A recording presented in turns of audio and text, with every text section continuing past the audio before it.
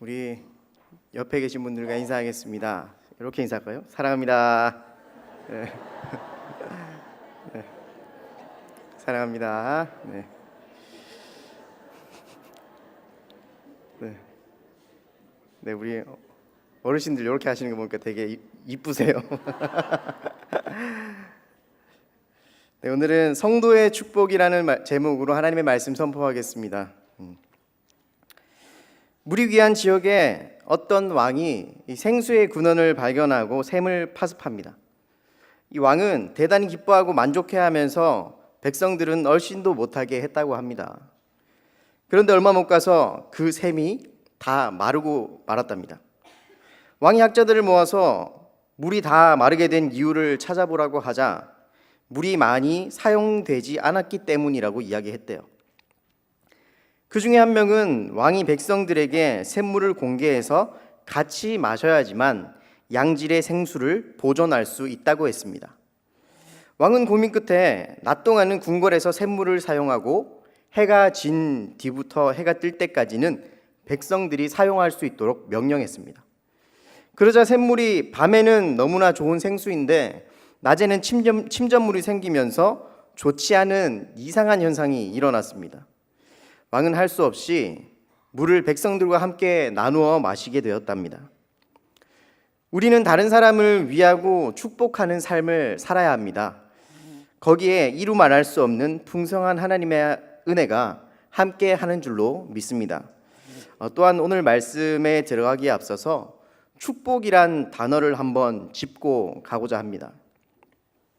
여러분, 축복이란 말은 빌축자와 복자를 사용하여서 복을 빌다 혹은 하나님의 은혜를 구한다라고 우리는 흔히들 사용하고 있습니다. 아직도 많은 크리스찬들이 이렇게 이야기하더라고요. 하나님 축복해 주옵소서. 하나님 축복이 함께 하시기를. 우리는 말하거나 기도할 때 아무런 생각이 없이 이렇게 말들을 하곤 했습니다. 이것은 마치 하나님보다 더 높은 누군가에게 복을 빌어와서 우리에게 주기를 원한다 라고 하는 것과 같은 맥락입니다. 하나님은 하나님 자체로 복의 근원이시기 때문에 우리에게 스스로 복을 내려주시는 분이시고 하나님을 제외한 우리 모두는 서로가 서로를 축복할 수가 있는 것입니다. 그러므로 스스로 복을 준다 하면 이단이 되는 것이고 다른 신을 섬기게 되는 것이겠죠. 그렇다면 우리가 하나님의 마음으로 다른 사람을, 상대방을 축복할 때 어떻게 해야 하는지 알아보도록 하겠습니다. 성도의 축복 첫 번째는 부르심 받은 일에 합당한 사명감을 가지고 축복해야 합니다. 본문 1절 말씀입니다. 그러므로 주 안에서 갇힌 내가 너희를 권하노니 너희가 부르심을 받은 일에 합당하게 행하여. 성도들이 신앙생활을 풍요롭게 하기 위해서는 우리를 지으신 분의 뜻에 합당하게 행동해야 합니다. 우리는 자신만이 잘 되기를 바라서도 안 됩니다. 날마다 이웃을 축복하되 축복하는 일에 사명감을 가지고 축복해야 합니다. 한 가지 예화를 들어드리겠습니다. 어느 가게 주인이 자기 스승을 찾아가 맞은편에 대형 마트가 생겨나서 자기는 쫄딱 망하게 되었다고 고민을 털어놨다고 합니다. 자기 가정이 10년 동안 지켜온 가게를 잃어버린다면 자기는 다른 기술도 없어서 그냥 망할 거라고 걱정했다고 합니다. 그러자 이 스승은 이렇게 충고했습니다. 그 대형마트 주인을 두려워한다면 그를 증오하게 될 것이고 그 증오는 자네가 망하게 되는 원인이 될 것이니 매일 아침 가게 앞에 나가서 자네 가게를 축복하고 돌아서서 길 건너의 대형마트도 함께 축복하시게. 그는 어쩔 수 없이 집으로 돌아와서 이 스승의 말대로 한번 해보았다고 합니다. 그리고 6달이 지난 후 그 가게의 주인은 다시 자기 스승을 찾아가서 이렇게 말합니다. 스승님, 제가 그 대형마트를 인수하게 되었습니다. 다른 사람을 축복하는 삶에는 이러한 하나님의 도우심과 위로하심이 있습니다. 정말 말이 되지 않고 축복할 수 없는 상황에서 하는 것이 진정한 축복일 것입니다.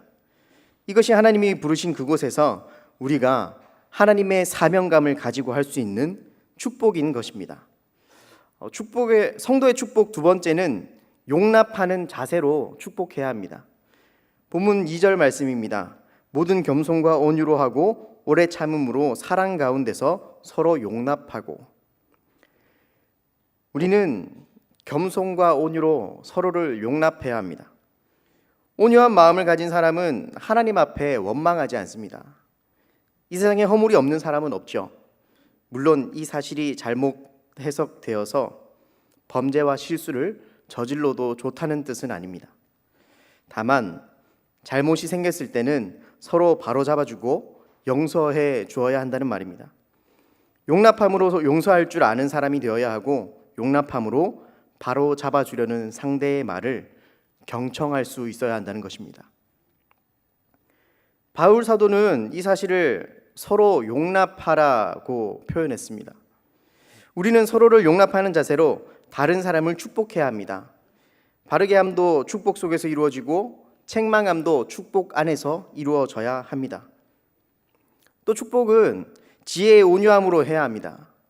이기적인 축복이나 선행은 가식을 만들게 됩니다. 다시 말해서 위선과 가식이 넘쳐나게 될 수도 있다는 말입니다. 우리는 상대의 유익을 주기 위한 선행과 축복을 아끼지 말아야 할 줄로 믿습니다.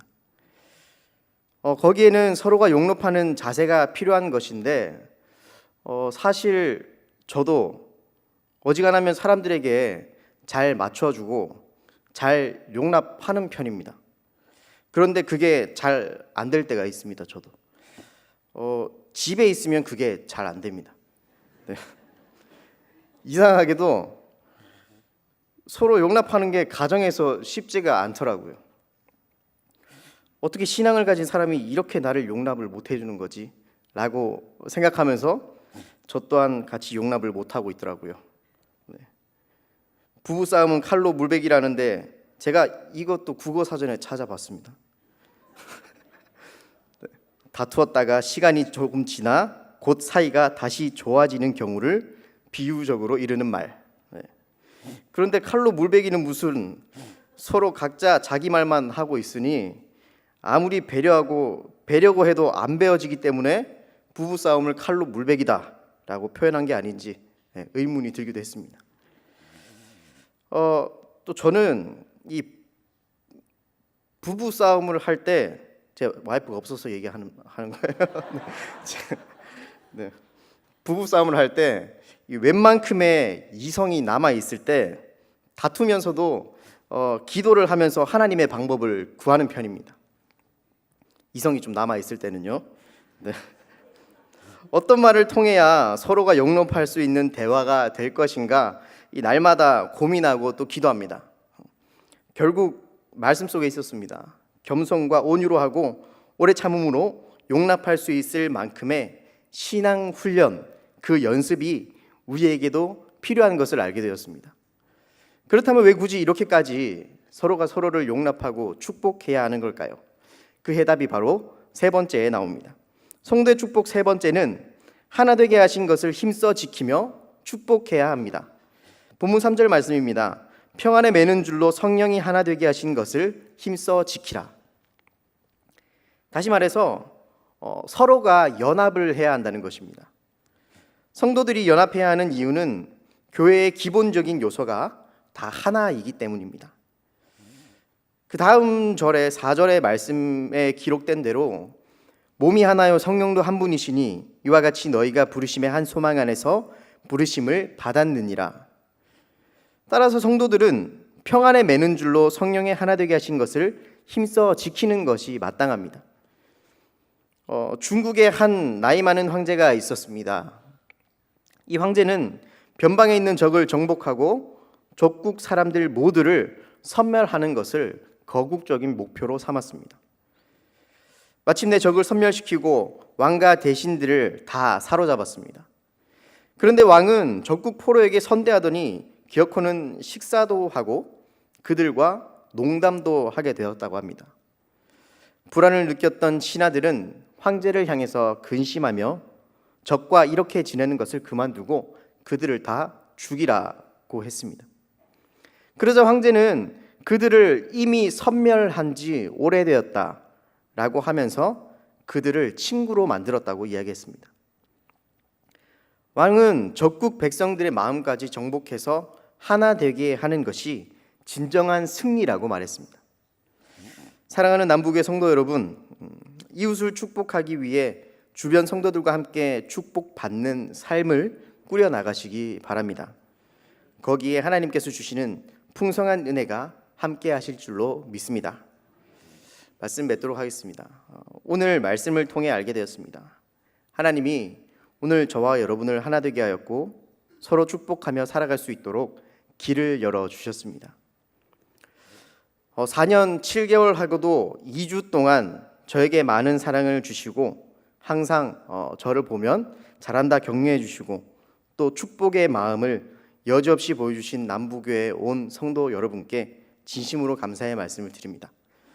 앞으로 저를 통해 일하실 하나님을 함께 기대해 주시고 생각나실 때마다 제가 가는 길을 위해 함께 기도해 주시기 부탁드리겠습니다. 저 또한 남부교회와 온 성도님들을 위해 함께 기도할 수 있는 또 기도할 수 없는 그 순간까지 기도하도록 하겠습니다. 네, 그동안 너무 감사했고 사랑합니다. 네, 기도하겠습니다. 사랑의 주님, 부족한 자녀가 너무 귀한 사랑으로 남부교회에서 하나님의 사역을 지금까지 감당해 낼 수 있게 하심에 감사합니다. 남부교회 온 성도님들이 부르심 받은 일에 합당함으로 용납하는 자세로 하나 되게 하신 것을 힘써서 지켜나가며 서로를 축복할 수 있는 믿음의 성도들 될 수 있도록 은혜의 은혜를 더하여 주시옵소서. 살아계신 예수님의 이름으로 기도합니다. 아멘.